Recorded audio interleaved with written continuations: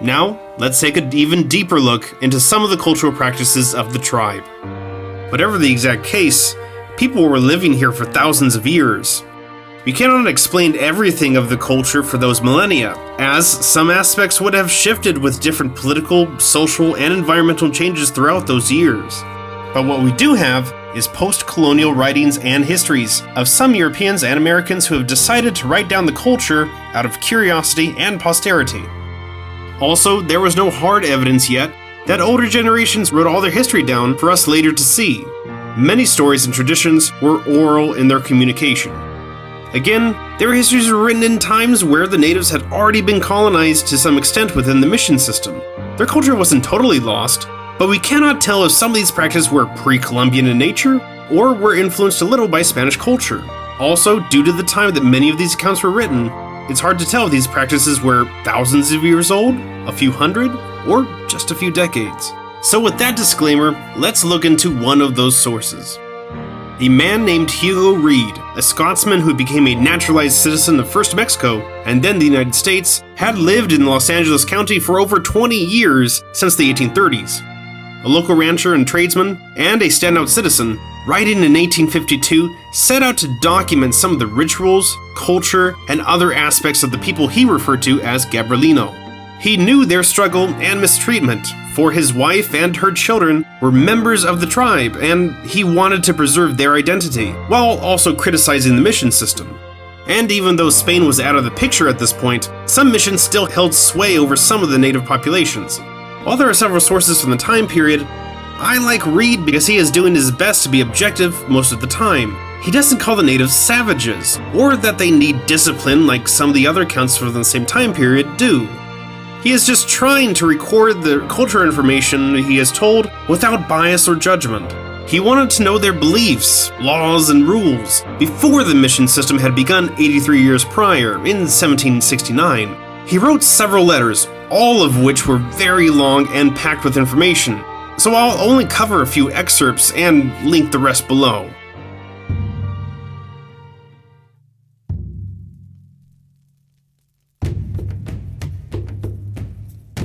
Being related by blood and marriage, war was never carried on between them. When war was consequently waged against neighboring tribes of no affinity, it was a common cause.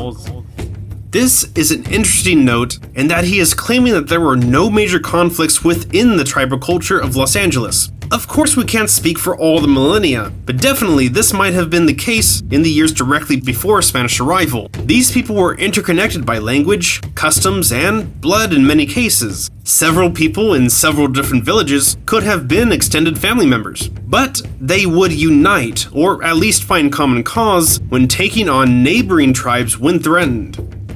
We need to remember that the Los Angeles basin was a fertile, resource-rich area that boasted seeds and plants, game, and marine bounties.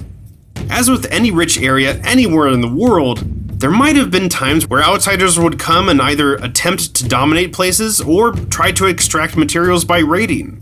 Once more, we need to let go of the oversimplistic image of the child of the earth, peace and love hippie status that many indigenous tribes were labeled with in the past. That is more of a colonial concept or modern misunderstanding. While nature was incredibly important to their belief system, that doesn't mean these people were simple. They were human beings with complex relationships and varied characters. So while the villages got along with each other and profited greatly from trade, they were also ready to defend themselves when needed.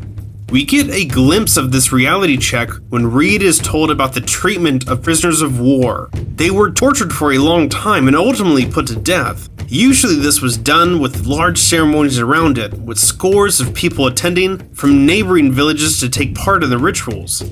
This was done in the presence of all the chiefs, for as war was declared and conducted by a council of the whole, so they in common had to attend the execution of their enemies. These were not violent people looking for a fight.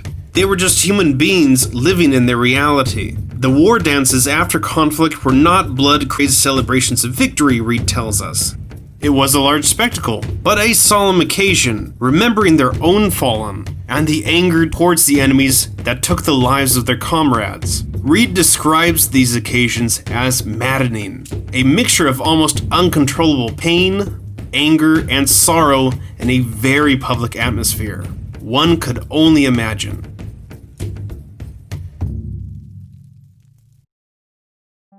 So that was conflict, but another aspect also stood out to me when reading through Reed's letters: the treatment of disputes in everyday life. Every society has bad apples. Well, for more extreme cases, Reed does note that death was the ultimate punishment for things like murder, but he also says that these crimes rarely happened, and crimes like robbery were never a reality.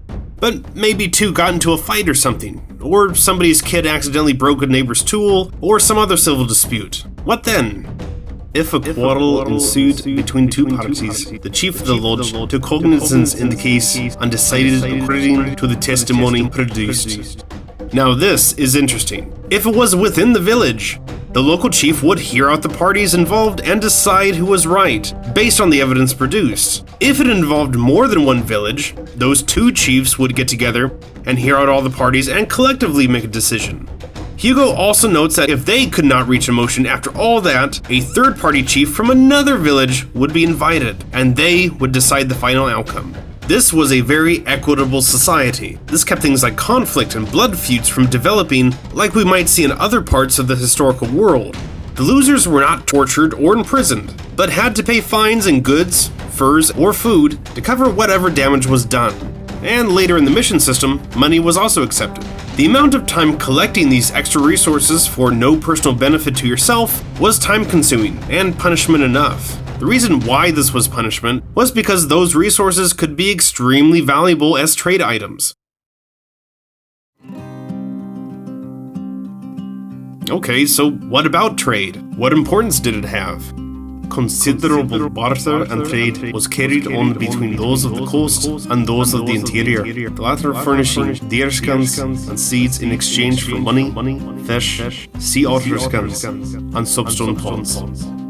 Reed makes it clear that the Los Angeles basin was a place of commerce and transaction, an enterprising place that several cultures connected to through the transfer of goods. Of particular value were the soapstone pots that Reed notes. After the Spanish arrival, they were mainly replaced with clay ones, but the soapstone came mainly from the island of today's Santa Catalina, but known before as Pamugna. The pots were used for cooking. They were extracted from the island, fashioned to its final product, and shipped to the mainland, where they would be traded to the tribes of the north and the interior parts of California. While not as large as some of the other Native American trading centers, trade was a crucial part of life for the Gabrielino. Sometimes their trade goods, as I mentioned in my Outline in America documentary, ended up thousands of miles away onto the Great Plains. I wonder if they could teach Wall Street traders a thing or two. Lastly, let's take a look at some of the clothing styles of the people. The men wore no clothing, but the women of the interior had a deerskin wrapped round the middle, while those of the coast had sea otter skins, put to the same purpose.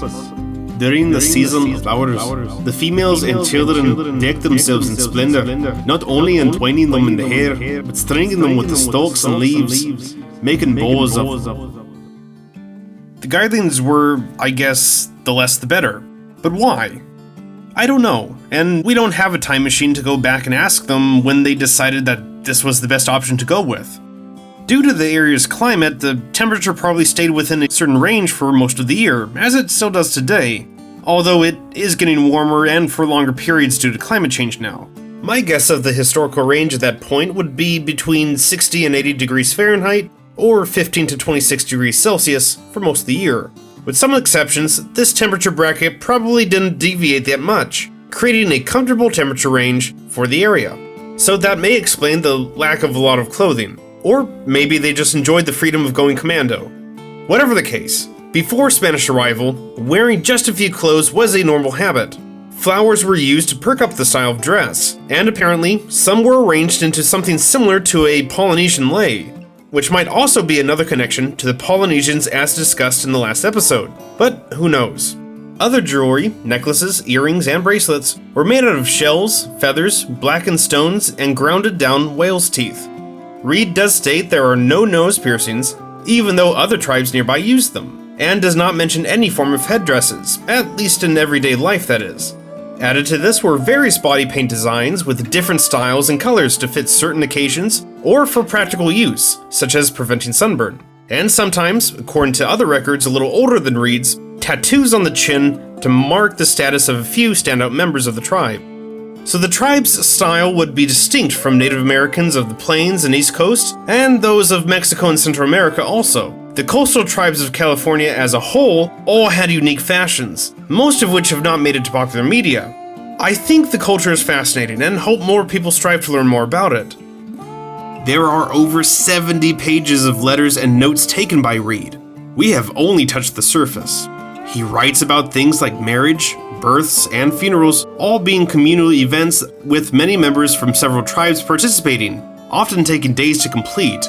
He lists the everyday games that were played, the varied and large variety of food they would eat from their largely hunter and gatherer lifestyle, and he even shares particular stories and legends of the people.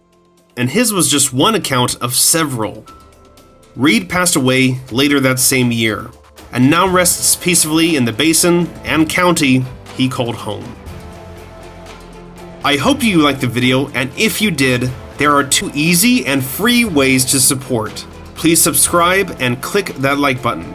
And if you want to help out even more, please consider supporting the channel on Patreon and get your name in the credits, or by using the link provided for downloading the free web browser, Brave, for more privacy on your internet. Thank you for watching, and thank you to all my subscribers and those here for the first time. I'm Eric the LonePineWolfman, and remember, never stop learning.